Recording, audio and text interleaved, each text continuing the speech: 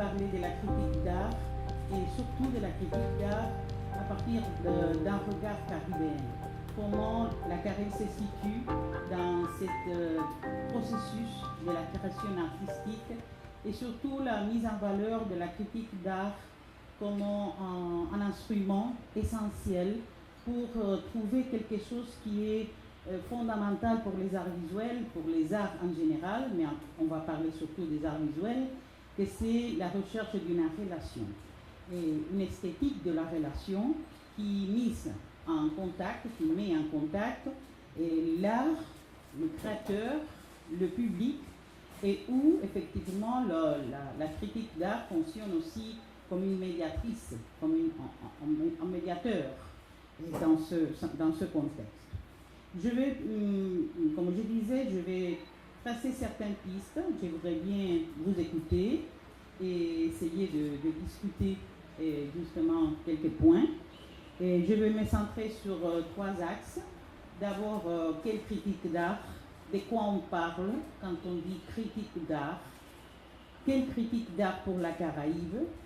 Dans quelles conditions se produit et se reproduit un modèle de référence critique pour les arts visuels de la région? Et l'importance de la contemporanéité pour nous ouvrir vers d'autres possibilités pour la critique d'art à nos jours. D'abord, pour repenser un peu l'idée de la critique d'art comme sujet, comme thème, comme problématique, je voudrais dire qu'en premier plan, la critique d'art, c'est un jugement. C'est un jugement, et ce jugement se situe dans un système de valeurs. Alors que pour la critique d'art, il est essentiel de construire un système de valeurs. Un système de valeurs que c'est son support au niveau esthétique, si vous voulez. Parce que l'esthétique, c'est pas que si quelque chose est belle ou pas. L'esthétique, c'est un valeur. Alors ça veut dire que l'esthétique se construit. Et le concept esthétique se construit dans un système de relations entre l'art et le public, où il y a un médiateur, comme je disais, que c'est surtout le système critique de l'art. Il y a beaucoup de temps qu'on a pensé la critique d'art comme une orientation du goût. Ça veut dire un goût du public qui devait s'orienter. Aujourd'hui, on ne pense plus nécessairement à ça. Pourquoi? D'abord parce que on ne se propose pas que le public puisse accepter l'œuvre d'art en tant que, comme je disais, belle, mauvaise, je l'aime, je ne l'aime pas. Ça, ce n'est pas le problème. Le problème, c'est justement créer un système de relations qui puisse mettre en valeur et rapprocher le public d'abord à l'art et construire une connaissance. Une fonction essentielle pour la critique d'art, c'est construire des connaissances. Pourquoi? Parce que le rapport avec l'œuvre d'art, c'est un rapport, comme je disais, qui met en valeur la culture qui est porteuse de cette manifestation.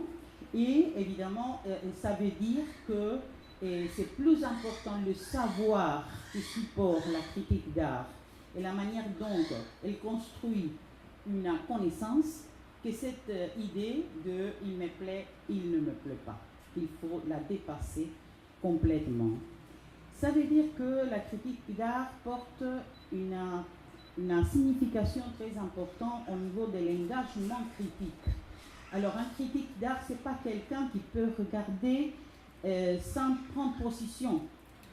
Pourquoi? Parce qu'il se situe dans un système de valeurs qui va mettre en relation ce que l'œuvre propose avec ce qu'il pense, avec ce qu'il veut proposer à l'autre.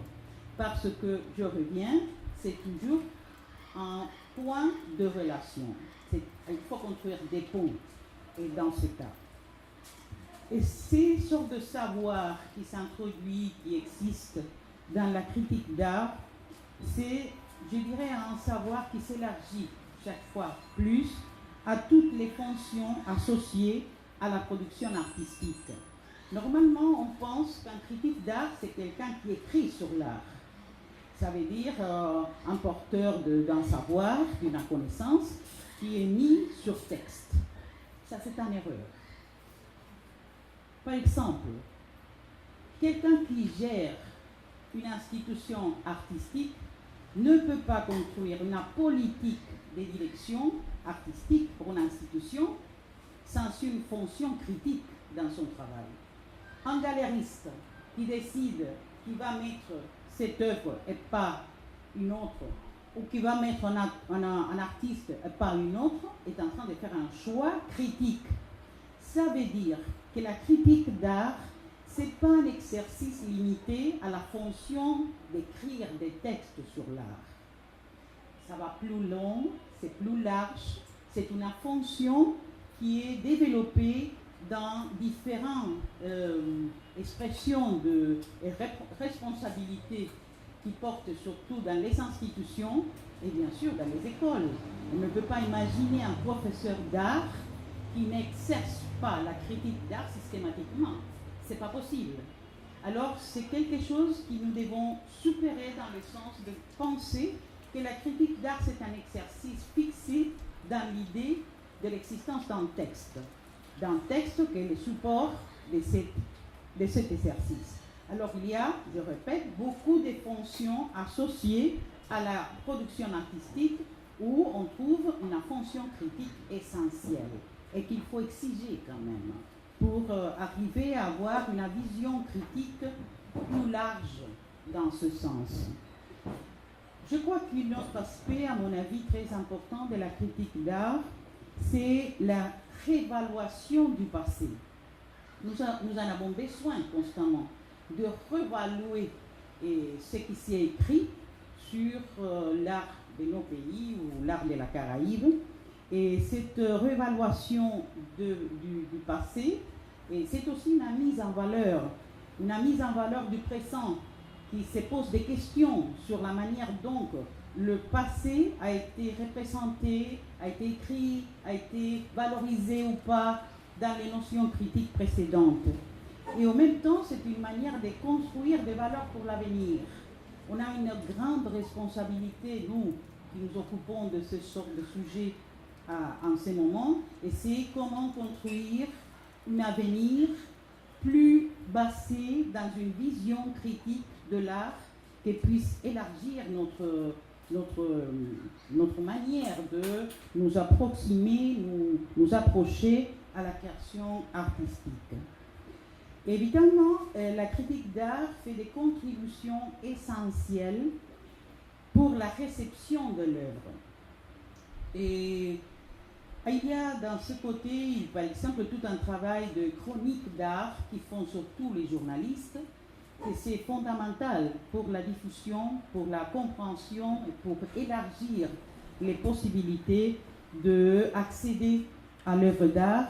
Mais il y a toujours aussi un autre côté, à mon avis, très important, que c'est le travail de côté didactique, pédagogique, parce que, j'en parlerai après, la critique d'art, elle s'exprime dans différents niveaux.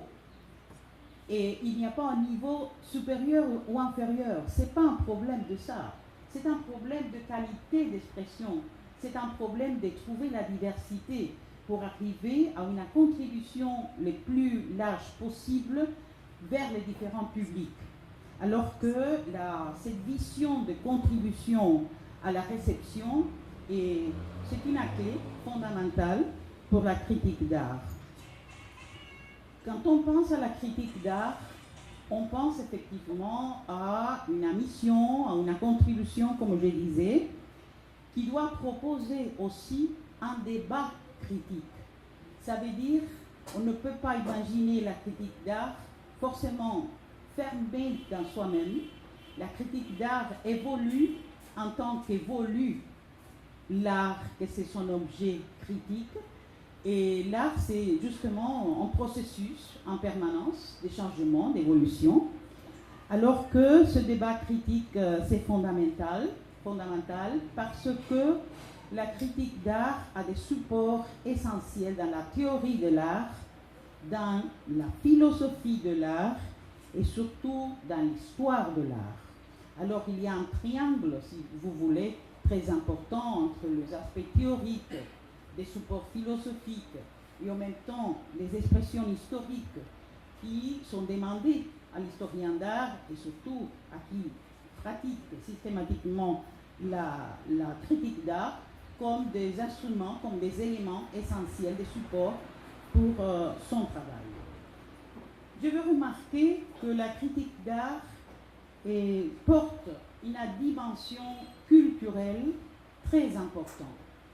Je veux remarquer cette idée, pas seulement parce qu'elle change dans la mesure où se dynamise la production artistique à travers le temps, elle évolue, comme je viens de dire, à travers le temps, et surtout, elle évolue parce que ce qu'a évolué, c'est la nature même de l'art.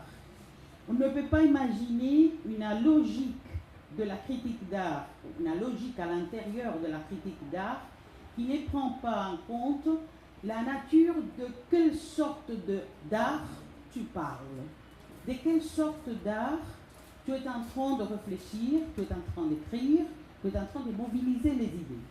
Alors que dans ce cas, je voudrais remarquer la dimension culturelle de la critique d'art et surtout l'importance du contexte.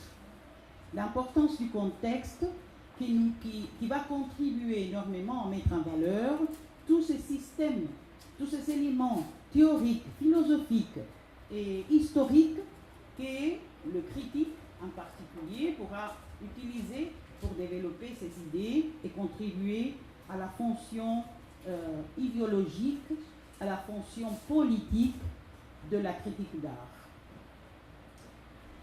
Comme je disais, elle produit des connaissances.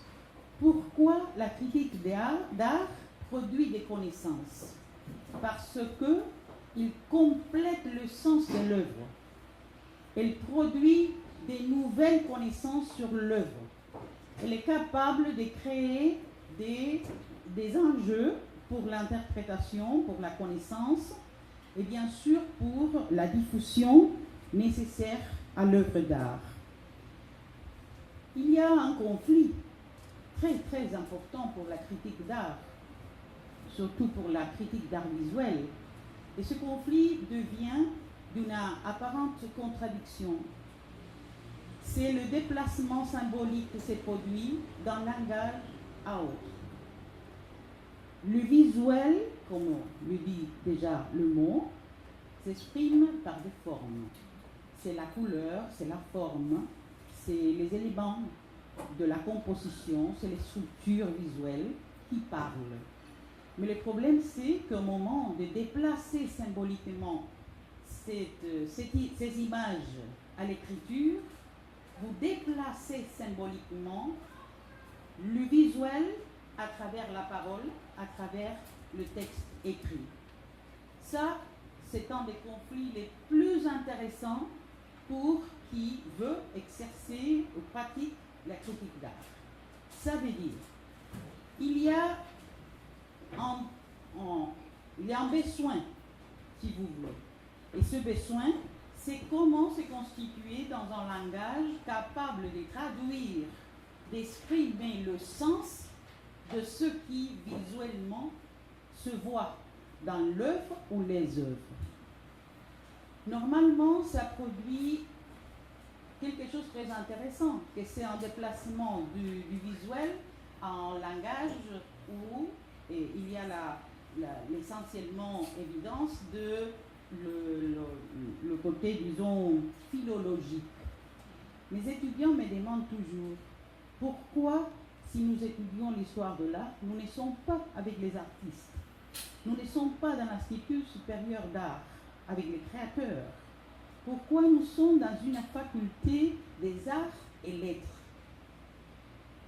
Des arts, parce qu'il y a l'histoire de l'art, des lettres, parce qu'il y a toutes les spécialités littéraires, linguistiques. Et moi, je leur dis toujours, vous ne comprenez rien. Nous ne sommes pas de créateurs directs avec la matière comme le fait l'artiste. Il faut dominer la langue. Il faut dominer notre spécialité en côté philologique très important. Parce qu'il faut trouver tous les langages nécessaires au niveau des mots pour déplacer symboliquement le visuel vers le littéraire. La critique d'art, c'est une forme d'écriture qui peut devenir sans doute une forme d'écriture littéraire.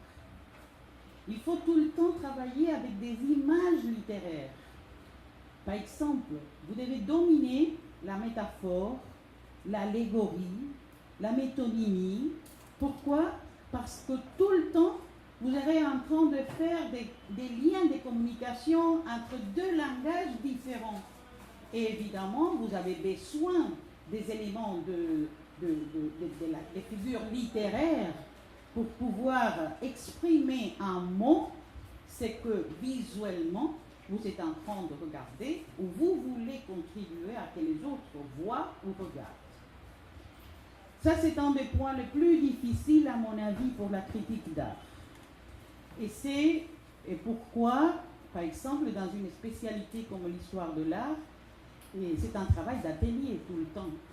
Nous travaillons avec nos étudiants en forme d'atelier tout le temps. Il faut écrire, il faut discuter, il faut présenter l'écriture aux autres, il faut confronter des écritures des différents étudiants pour voir justement comment peu à peu de l'écriture peut naître la nouvelle connaissance que nous devons produire à travers un autre langage. Un autre aspect qui me paraît très important à donner comme une piste pour discuter, c'est que normalement on dit la critique d'art doit avoir en compte la forme artistique. Et on fait une séparation entre la forme et le contenu. C'est une erreur. La forme et le contenu ne sont pas des choses différentes. La forme et le contenu, il n'y a pas de contenu sans forme, il n'y a pas de forme sans contenu. Alors il faut dépasser complètement cette limite établie un peu dans la tradition emphatique d'une esthétique qui regardait la valeur de la forme un peu dehors de son contenu, parce que était marqué par l'idée qu'un style, c'était des formes spécifiques qu'il fallait absolument accomplir. C'est vrai que la critique d'art dans la Caraïbe n'a pas une histoire très large. Elle, justement, est née du processus fondateur de l'art de la région. Et on peut parler d'un processus qui, évidemment, dans le sens du monde occidental européen, et peut avoir un siècle et demi, le maximum. Pourquoi? Parce que ce qui s'est passé avant, ce qui s'est passé dans la Caraïbe avant, n'était pas considéré comme œuvre d'art. Ça, c'est un conflit pour nous. Par exemple, tout ce qui était la production artistique des peuples amérindiens, des peuples indigènes de nos pays, ce n'était pas dans le concept de l'art. Même toutes ces productions étaient dévaluées, méconnues, dévaluées par les systèmes artistiques dominants. Pourquoi? Parce qu'il y a 500 ans, nous sommes rentrés dans un conflit qui arrive jusqu'à nos jours, que c'est le conflit centre-périphérie. Cette notion centre-périphérie a créé une dévaluation du concept artistique des périphéries comme une dérivation hégémonique du pouvoir colonial. Mais pas seulement l'art de peuples indigènes ou des peuples amérindiens. Tout ce qui était procédant de l'Afrique a été dévalué, méconnu, dévalorisé. Alors c'est à nous de mettre en valeur toute cette production. Et comment est née la notion de la critique d'art dans nos pays de la Caraïbe? Tous en conditions coloniales. Le premier pays indépendant, c'était Haïti, et peu à peu les autres, comme vous savez, jusqu'à encore, il y a encore des colonies, comme vous savez bien, dans la Caraïbe. Alors que c'est un processus très complexe qui ne finit pas. Quand les œuvres d'art se sont installées comme une possibilité d'expression visuelle dans la région, il a fallu le faire comme en Europe, parce que sinon, ça n'était pas considéré comme œuvre d'art. Il fallait le faire comme en Europe. Alors, s'il fallait le faire comme en Europe, la critique d'art est devenue un processus associé à cette vision de l'art qui mettait toute la force sur un modèle européen établi, qui était importé et qui évidemment donnait les clés pour une critique d'art dans nos pays. Et surtout dans ce système de valeurs qui pouvait faire de la critique d'art un système d'expression à la recherche d'une relation entre un public ouvert à ces manifestations qui étaient reconnues comme démoniaques ou comme non classées dans la condition d'art. Il y a quelques années, il a été publié par l'Art Matin, ces bouquins, Dialogue avec la Caraïbe, étaient sous la direction de Dominique Berthet, martiniquais, et justement le titre c'est Art et critique. À cette occasion, j'ai publié un texte, je vais revenir sur certains aspects, où j'essayais de réfléchir sur ces problématiques au niveau de la région. Comment on pouvait justement dépasser cette situation critique pour la notion d'une critique d'art dans nos pays. Bien sûr, tout ce processus chez moi était accompagné de mon intention, mon intérêt de créer une histoire de l'art de la Caraïbe qui n'existait pas. Moi, en tant qu'étudiant, je n'avais jamais reçu dans mon cours une seule classe sur l'art de la Caraïbe. Alors, quand j'ai fini mes études à l'université, je me posais la question, mais comme c'est possible? À cette époque-là, c'était la fin des années 70, il y avait déjà un mouvement dans la région, un mouvement d'échange, un mouvement culturel, il y avait des groupes qui venaient, surtout à Cuba, des gens qui venaient un peu de par ici, de par là. Moi, je disais, mais pourquoi l'art restait dehors de tous ces colloques, de toutes ces expressions artistiques que j'ai commencé à voir un peu partout? Il y avait déjà la littérature, il y avait l'histoire qui s'était mis à étudier la problématique et à essayer de rencontrer le processus de l'art. Dans mon cas, je voulais faire une histoire de l'art de la Caraïbe. J'ai beaucoup de bouquins écrits, jamais j'utilisais le mot histoire de l'art de la Caraïbe. Pourquoi? Parce que l'histoire de l'art, elle est marquée par une tradition. Et cette tradition, c'est une tradition emphatique, on peut dire comme ça, qui fait emphasis. Emphasis, qui pone l'emphasis, emphatique, une esthétique emphatique qui comprenait l'histoire de l'art comme une association des styles, des mouvements, des tendances. Ça n'existe pas dans la Caraïbe. Pourquoi? Parce que nous sommes la périphérie. Alors qu'il faut comprendre la périphérie, qui a été sous les pouvoirs coloniaux à travers le temps, jusqu'aujourd'hui. Parce que on ne parle plus, comme vous savez, de post-colonialité, on parle aujourd'hui de décolonialité, ça veut dire un processus qui ne finisse pas. Et c'est un processus long qui reste jusqu'au nos jours. Et je viens sur le premier point. Qu'est-ce que c'est la critique d'art? C'est la mise en valeur d'un système de référence et la recherche de relations avec l'œuvre et le public. Ces objets de civilisation sont porteurs de sens culturel.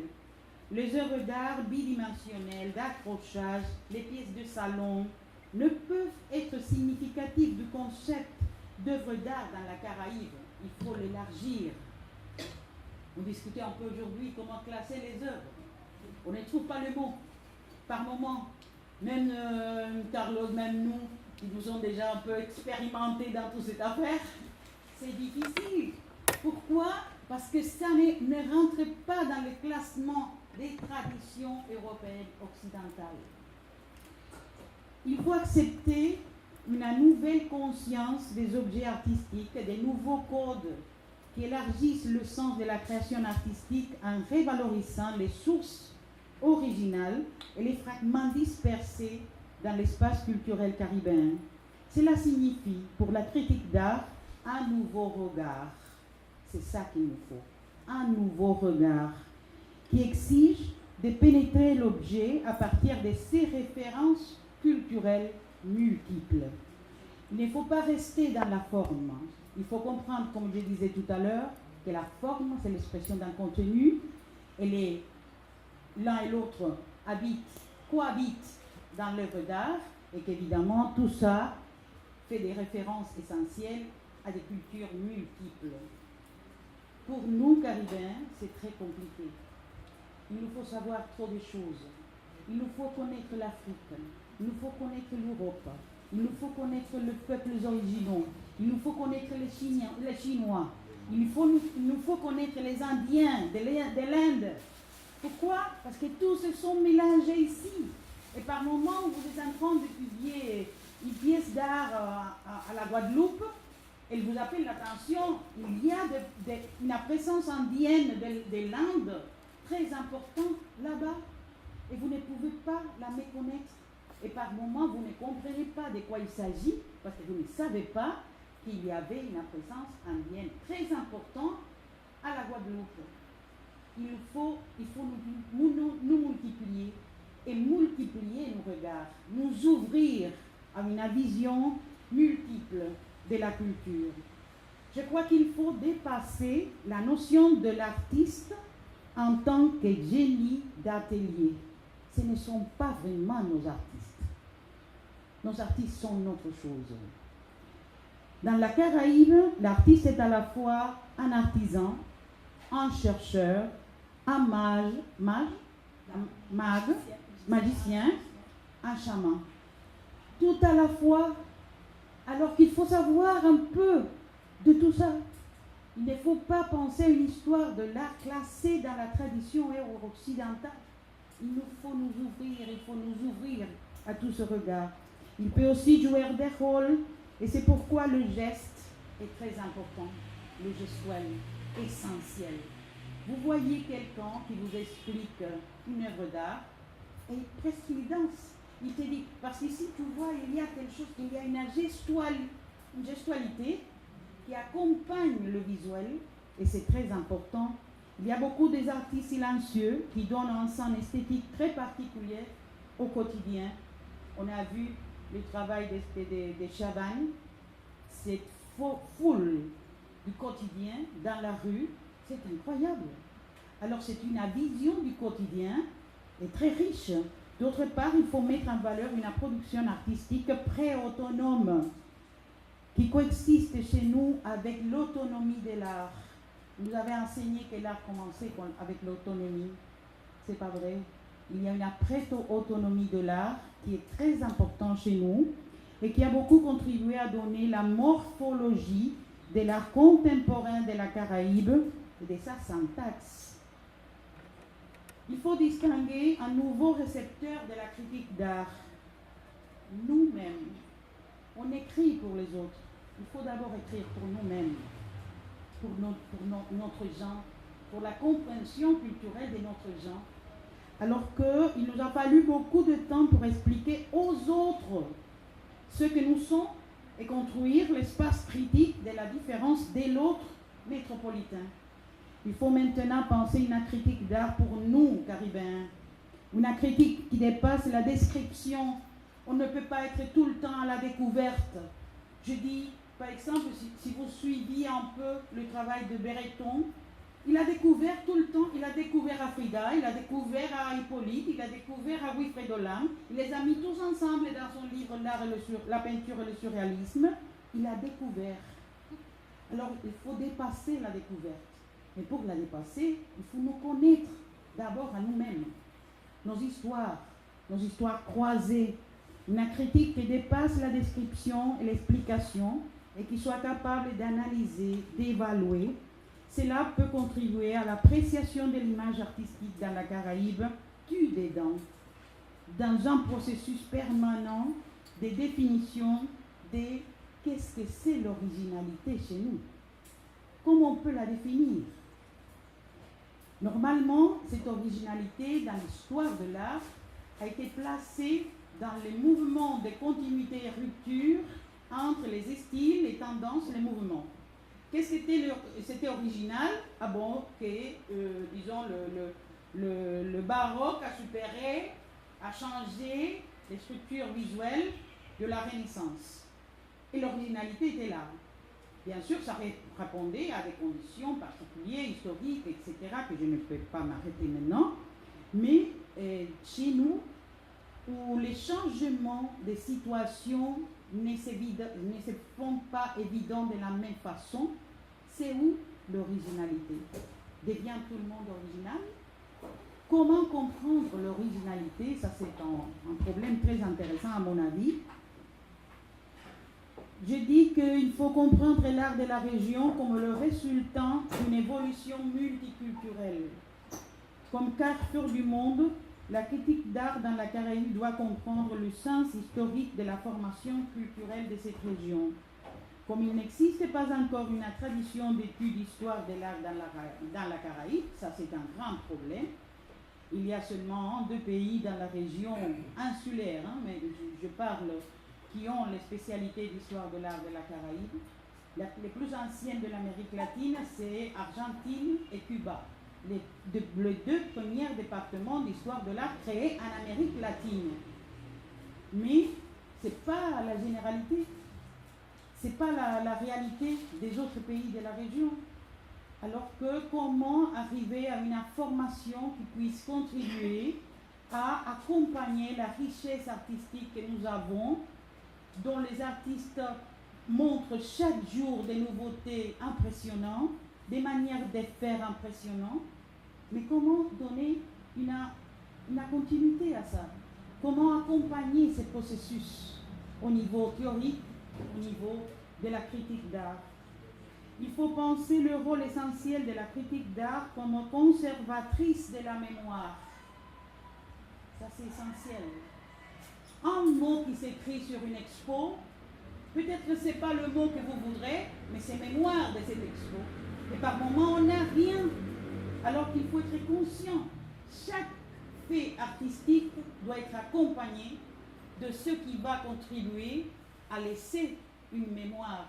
Parce que cette situation que j'ai décrite aujourd'hui pour l'histoire de l'art dans les îles des Caraïbes, je suis sûre qu'elle ne sera pour toujours. Et un jour, ces étudiants auront besoin de cette information. Le Centre d'art est en train de faire un travail énorme. Je connais des autres institutions ici présentes, la Fondation Culture Création, qui a fait un travail énorme pour conserver la culture, la mémoire de la culture visuelle de nos pays. Et sans doute, la critique d'art est en train de construire l'image de l'évolution des arts petit à petit. Pour l'avenir, bon, un créole serait petit. Voilà. Pour l'avenir, pour la recherche et les études, il faudra absolument revenir sur la critique d'art pour ordonner la mémoire critique dans une région si complexe comme la nôtre, en tenant compte des relations esthétiques à l'intérieur de sa propre dynamique culturelle. Un autre point qui me paraît essentiel, c'est le rapport des arts plastiques dans la Caraïbe avec la culture populaire. On ne peut pas méconnaître la culture populaire, on ne peut pas la dévaluer comme on a fait. Les autres sont faits en ce moment, à son moment. La dette de l'art de la Caraïbe vis-à-vis de la culture populaire est énorme. La critique ne pourra oublier l'important lien entre les arts plastiques, l'artisanat et l'environnement quotidien. La culture populaire a contribué à fonder la nouvelle image de notre production visuelle, la plus authentique de notre image visuelle vient de la culture populaire, d'une manière ou d'autre. Dans ce cas, il s'agit aussi de préciser les systèmes d'analyse pour supprimer dès chez nous le regard exotique. Parce que par moments, nous devenons exotiques nous-mêmes. Ça, c'est René Ménil qui disait, il appelait ça l'exotisme colonial. Et il disait, c'est une manière de nous comprendre exotique à nous-mêmes. Et pas seulement de nous comprendre, de nous montrer exotique auprès de l'autre. Parce qu'on est déjà classé dans une vision du monde marquée pour cette altérité qui vient de loin et qui est chez nous en même temps. Alors, comment éliminer la surprise? Comment éliminer la surprise? Ce ne veut pas dire que devant une œuvre d'art, on a toujours un sentiment. Il y a quelque chose qui te touche, qui te pousse. Mais est-ce que la surprise, c'est une manière, c'est une méconnaissance? Et ça, c'est une question, si vous voulez. La surprise, c'est aussi une manière de méconnaissance. Chaque fois, on va être dans la surprise. Comment supérer, éliminer, dépasser? Comment comprendre la diversité qui nous permettra de récupérer tous les fragments oubliés et intégrer les arts plastiques dans la définition d'une vision caribéenne? Tout a été fragmenté. Il nous faut des visions transversales. Il nous faut la complémentarité. Il nous faut le dialogue entre nos pays, entre nos cultures. Parce que par moment, quelque chose que nous pensons que c'est absolument cubain, c'est pas absolument cubain. C'est aussi haïtienne, c'est aussi portoricaine. Mais c'est le dialogue qui nous permet justement de nous connaître mieux. On peut constater que la critique d'art dans la Caraïbe a été fortement consacrée à la réflexion et à la définition d'une esthétique caribéenne. Oh, ça nous a pris du temps. Est-ce qu'il y a une esthétique caribéenne?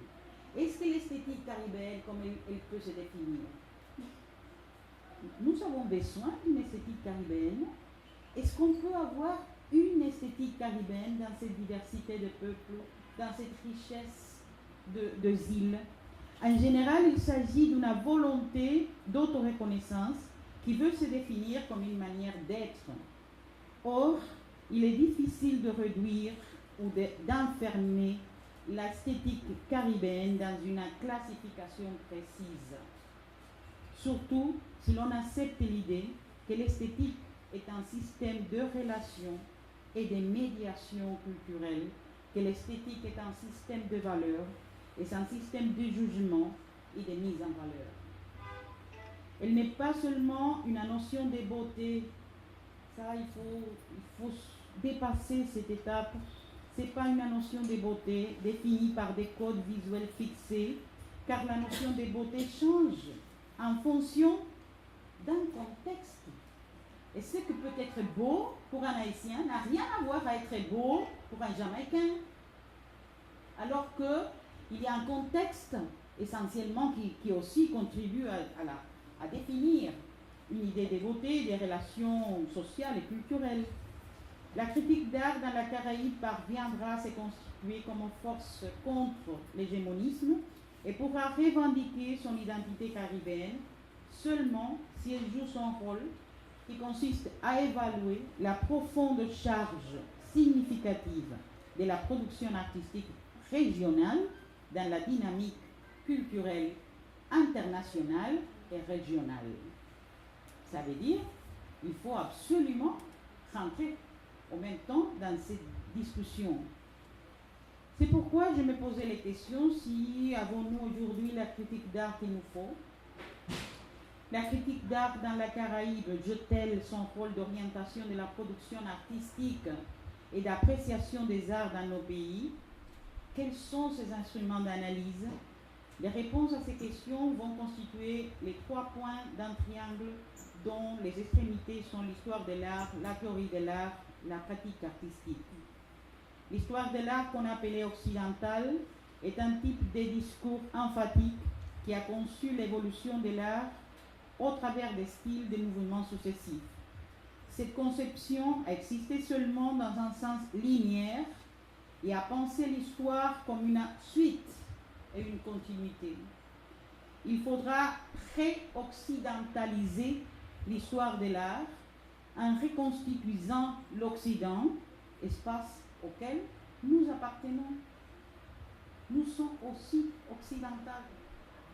Alors que c'est l'Occident qui n'a pas compris que quand le nouveau monde est rentré dans la vision totale de l'univers, du planète, l'occidental s'est étendu jusqu'à nous.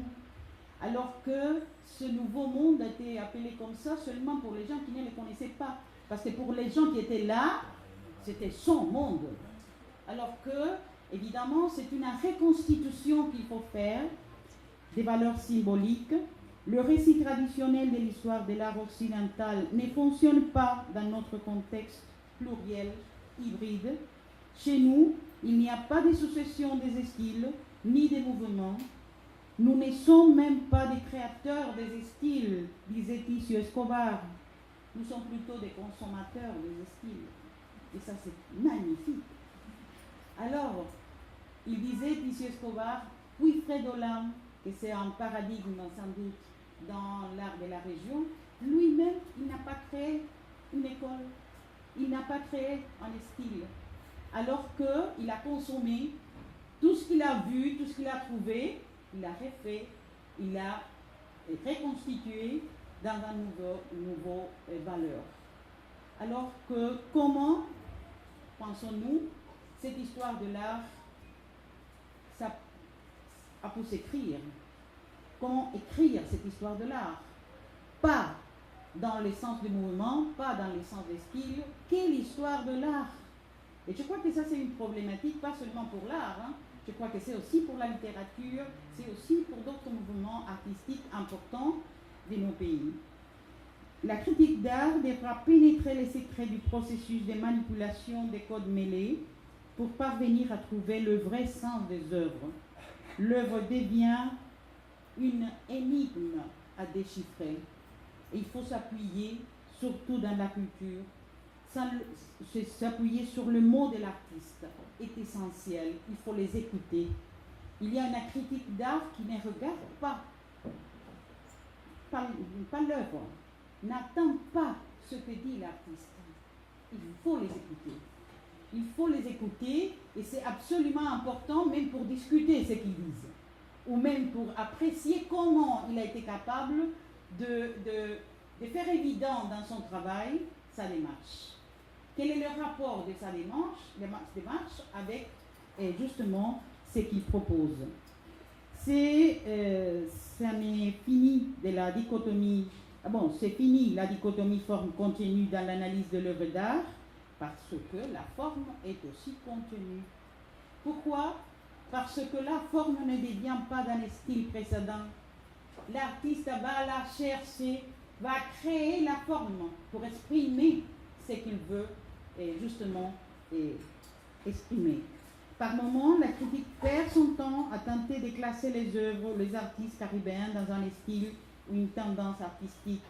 Apparemment, il faut toujours appartenir à quelques zones du monde de l'art déjà reconnues. Si on ne dit pas il est surréaliste, c'est pas bon, parce qu'il fallait dire qu'un minimum il est lié au surréalisme, parce que c'est le reconnu, c'est déjà le mot accepté.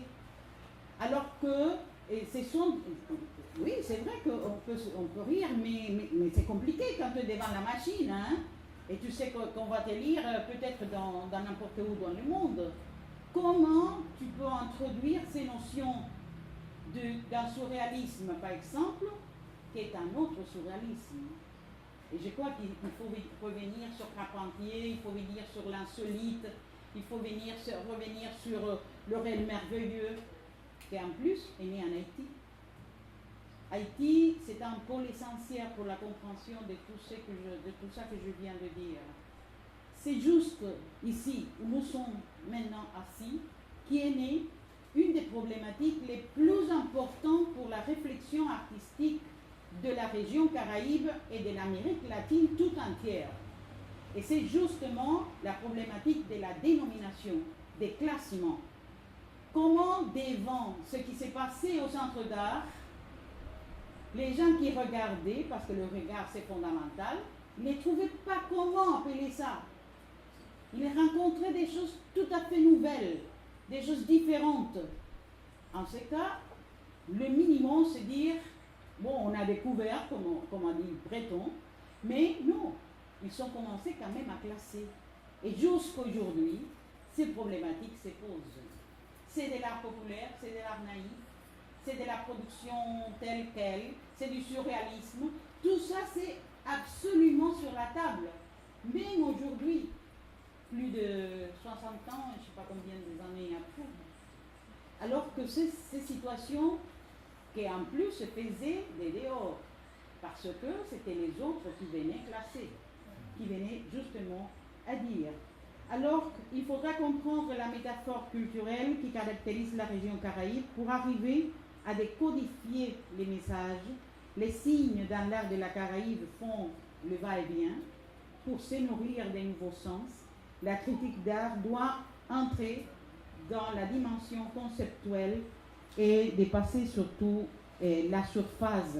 Ça veut dire aller plus loin de tous ces aspects, car une question essentielle de la critique d'art dans la Caraïbe passe par la relecture des textes critiques du passé récent comme une manière de repenser les jugements, les préjugés avec lesquels a été fondée la démarche critique de l'art dans la région. Il faut relire l'histoire pour mieux la connaître et dialoguer avec les points de vue élaborés du dedans ou venus d'ailleurs, alors que nous sommes en pleine situation critique dans la situation contemporaine. Comment alors peut la contemporanéité critique, si on peut dire comme ça, la critique contemporaine, comment elle peut nous aider? Est-ce qu'il y a une vision critique de l'art contemporaine qui peut contribuer à nos besoins? Je pense que oui. D'abord, parce que la critique d'art contemporain est en train de comprendre l'œuvre comme un système visuel. Ça veut dire, ce n'est pas une œuvre, c'est un système visuel qui garde des rapports transversaux avec la culture, avec le regard de l'artiste, avec ses points de vue, et même la critique d'art aujourd'hui fait des accompagnements à l'artiste pendant le processus de la création. Alors que ça nous met dans une situation très favorable à la compréhension d'une critique d'art plus ouverte et comprendre l'œuvre d'art comme une pièce incomplète. Ce sens que l'œuvre va se compléter dans la relation. Toutes ces notions de l'esthétique de la relation des Bourriaux, c'est absolument clé pour nous. Aujourd'hui, la valeur du contexte, c'est chaque fois plus important. Ça veut dire comment l'œuvre met en valeur son contexte, sa culture. Il nous produit des situations nouvelles, par exemple, le caractère éphémère de l'art contemporain, le caractère collectif de l'œuvre. Tout ça propose de nouvelles manières de conduire ce système de relations et bien sûr le regard multiple dans la condition mondialisée du monde actuel. Ça veut dire c'est impossible de ne pas regarder aussi dans une vision multiple, pas seulement au niveau de notre diversité culturelle, en même temps de ce qui se passe au niveau international. Alors que les interprétations croisées, multidisciplinaires, l'histoire de l'art aujourd'hui, c'est une science sans frontières. C'est impossible de faire de l'histoire de l'art sans s'appuyer des autres sciences, des autres visions, l'anthropologie, l'archéologie, la sociologie. Bien sûr, ce sont des manifestations, d'expressions qui viennent à nous servir pour faire cette sorte d'interprétation croisée qu'il nous faut. Et cette sorte d'ouverture produit une autre dynamique. Nous parlons aujourd'hui de la critique d'art sur Internet, sur les réseaux sociaux, qui évidemment nous situe dans une autre dynamique, dans une autre approche vers l'art de périphérie. Il y a des convergences qui se situent dans les espaces Internet, qui sont en plus de nouveaux supports, de nouveaux ressources pour multiplier les accès. Et pour tout ça, c'est gagnant pour nous. Aujourd'hui, si nous, les périphéries, nous comprenons toute l'utilité de ce système, ça c'est une grande possibilité pour nous tous. Ça veut dire nous avons l'accès. L'accès pour mettre en valeur aussi tout ce qui nous intéresse. Alors le critique comme un médiateur, je disais aussi comme accompagnant du processus du travail de l'artiste. Et je voulais finir par une nouvelle situation que je vais poser aussi comme une piste d'analyse, que c'est la relation entre le curateur, le commissaire et le critique d'art. Ça c'est tout à fait nouveau, et surtout dans nos pays. Alors comment cette relation triangulaire doit créer, doit former, doit favoriser toute une zone d'échange pour réagir, pour enrichir le processus de la création et dans le sens de cette géographie mondialisée dans laquelle nous sommes et c'est impossible de s'évader. Alors comment faire une critique d'art où le local soit important, notre géographie insulaire soit important, notre culture historiquement parlant soit important et en même temps le faire dans un langage où on peut transversaliser la connaissance et contribuer à diffuser l'art de nos artistes dans le monde. Voilà certaines pistes, je vous laisse la parole. Merci.